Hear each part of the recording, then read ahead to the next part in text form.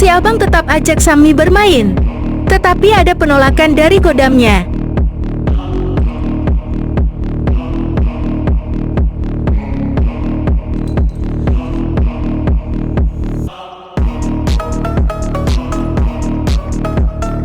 Si gemoy sudah semangat diajak bermain, tetapi mamanya tetap gak mau.